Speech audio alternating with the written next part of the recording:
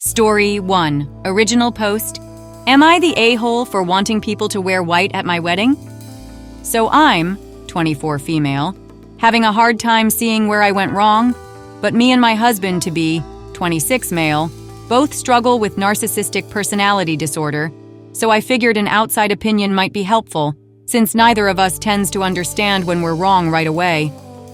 I'm getting married in December to the absolute love of my life, and we both want it to be the most spectacular wedding the world has ever seen, because we both really love attention.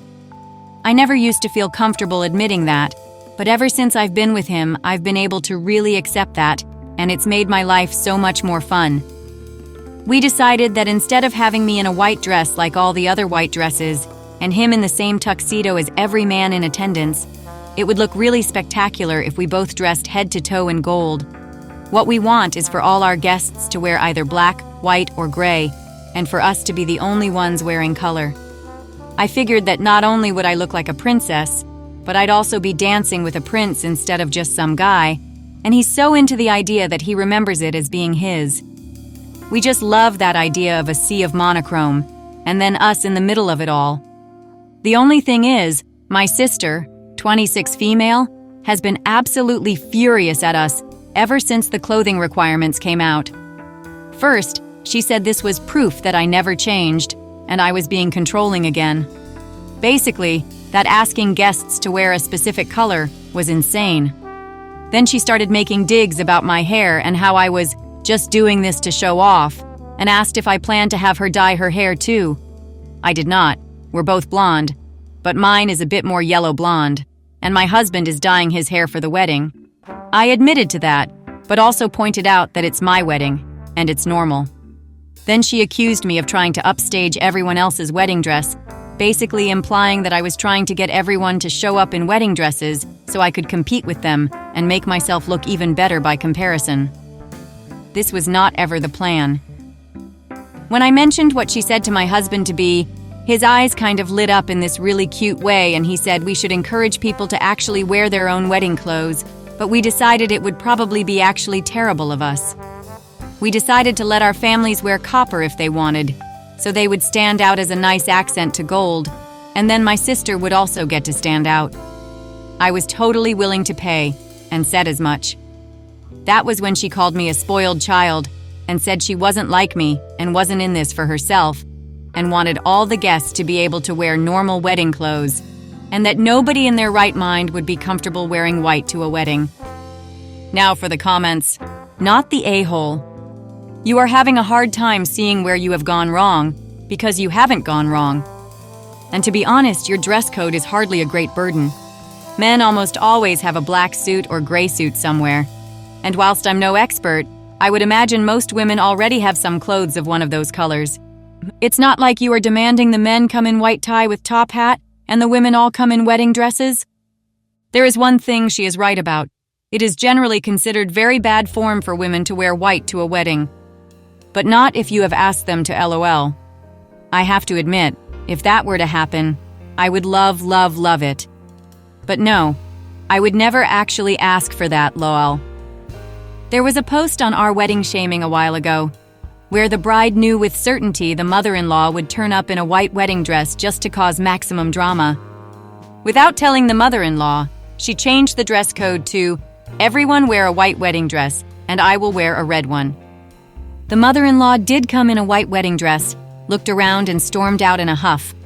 I would send you the link if I was better at finding links to specific Reddit posts. Really? That sounds amazing. I would really love to read that. Not the a-hole. Plenty of weddings have dress codes, nothing new. If she doesn't want to follow the dress code, she doesn't have to go. That's what I was thinking. And it's not like I chose some crazy color scheme. Black, white, and gray are like the most basic colors. You are not the a-hole. Every wedding has a dress code of the person's choosing for a reason. If I am one of your guests, I'd gladly wear something in gray. You're sweet, thank you.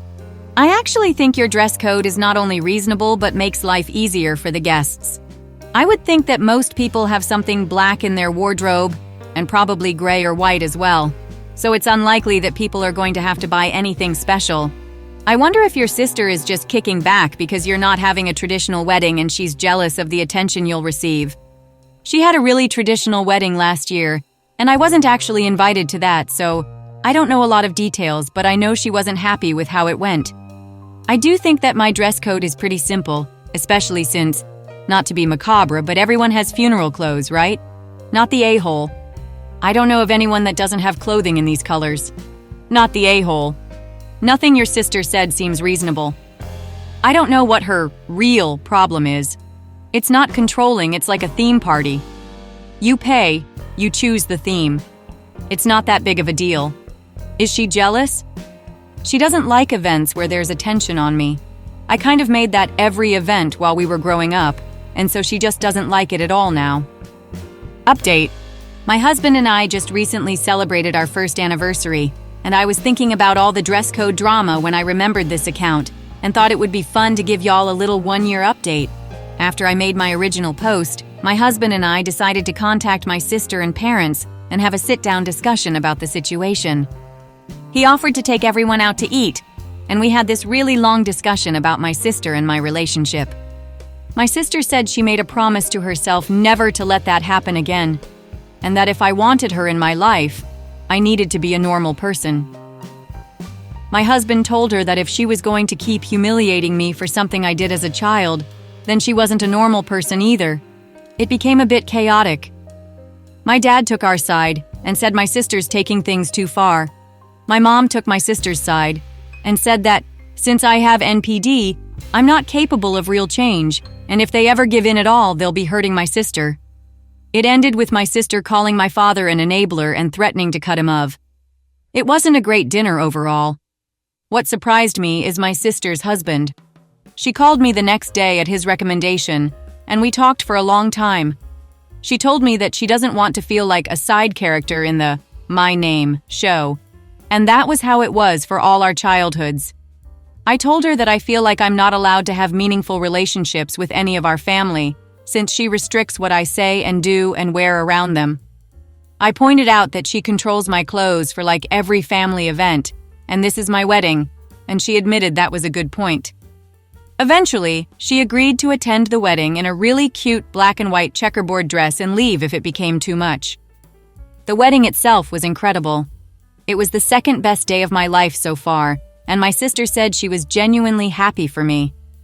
I felt like a princess in a fairy tale the whole day, and my husband was the handsomest prince in the universe.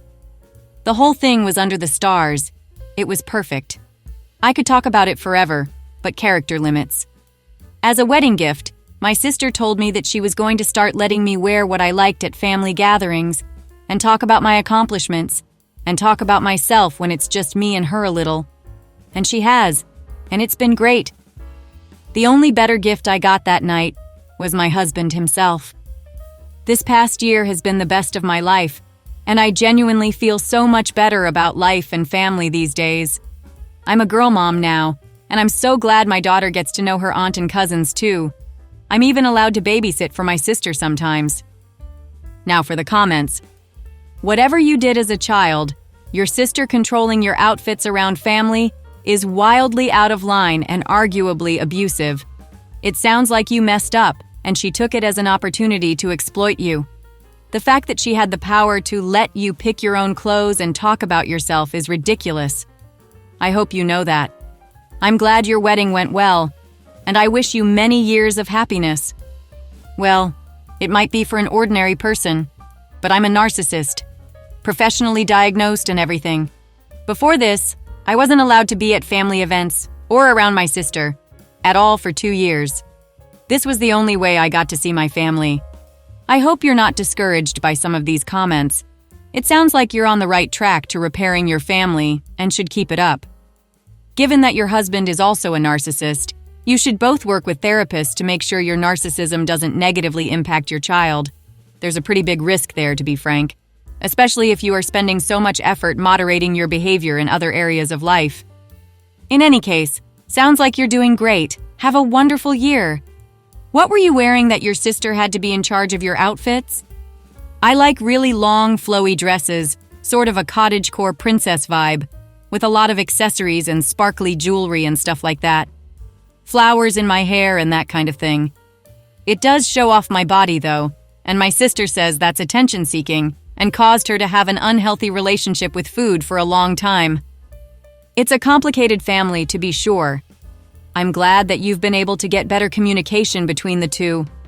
Honestly, it sounds like your parents were not actually helping by getting involved.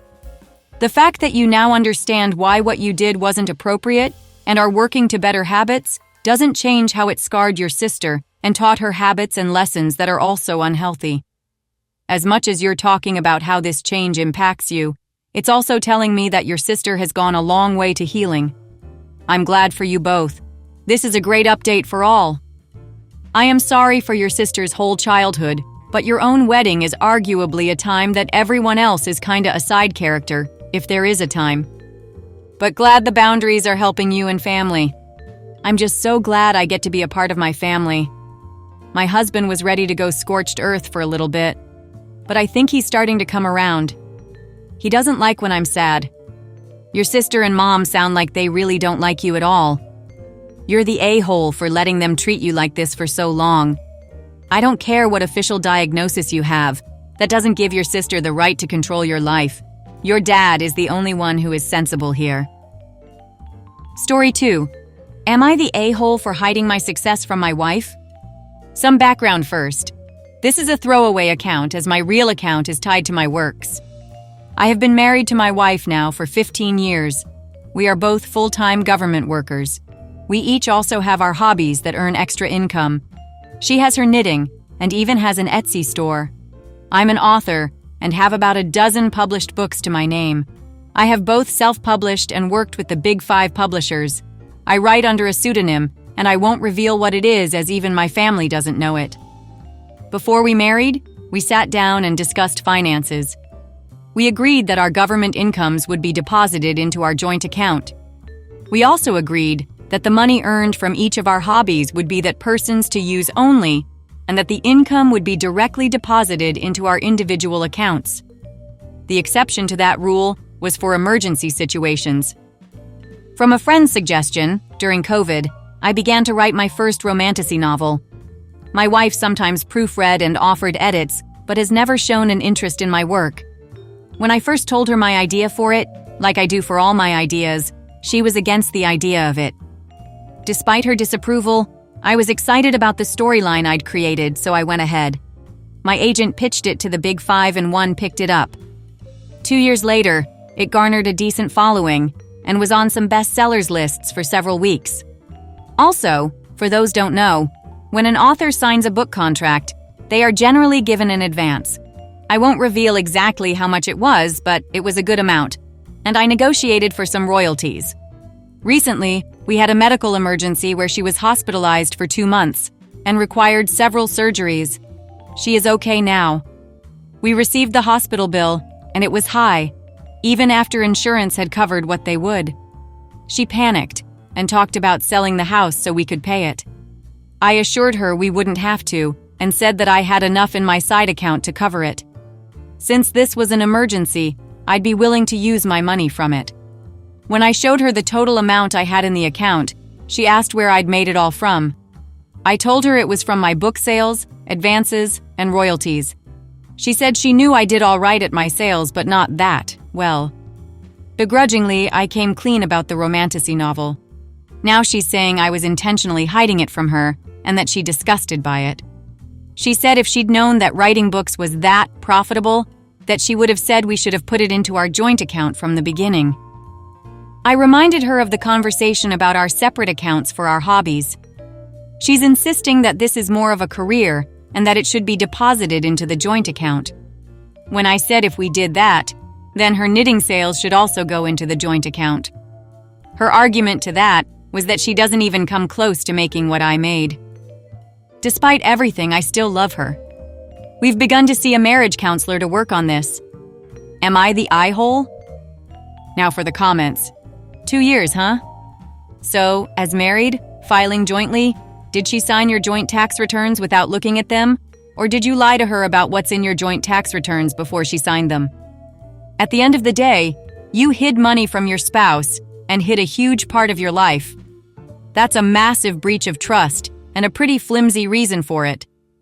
Selling $300 worth of crochet hats is not the same as tens of thousands of dollars in book sales as a best-selling author with a decent following.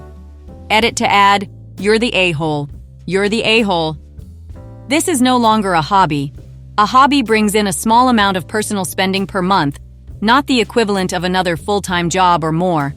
Hiding it from her was ridiculous and unnecessary. Once you reached out the publishers and started receiving royalties and all of that, you converted your hobby into a career. I don't see it as intentional. OP pitched the idea to his wife, and she didn't like it. Since she didn't like it, he didn't discuss it with her. OP had no way of knowing this book would blow up into serious money. That makes him not the a-hole. She wasn't into his idea for a book. He hid the success of the book from her, as well as the process of going to publishers and all of that. OP is in a marriage, so he has an obligation to let his spouse know what is going on financially. This isn't a small side hobby. This is a full-blown career. It sounds like you were keeping your financial success a secret from her out of spite because she apparently disapproved of the idea to write those books. Question: did she actually say, "Don't do it," or was she just not that into the idea? This is something to explore in therapy, although not telling her of your success is very petty revenge. Even if you feel justified in keeping it secret from her, the minute it became apparent that she'd be in the hospital for a lengthy stay, you should have come clean to her and said, "I don't want you to worry about this. I have told you earlier, but the books are doing really well, and I have X dollars in my personal account. We will take a hit from the bills, but we do have that nest egg."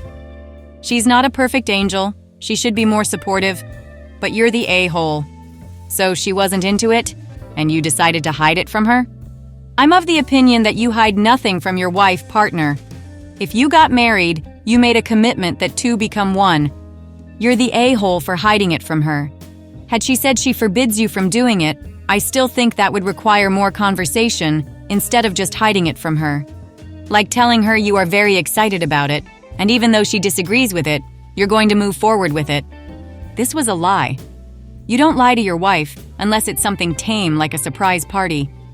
Yeah, I mean, if it was $380 a year in profit from a side hustle, that's one thing.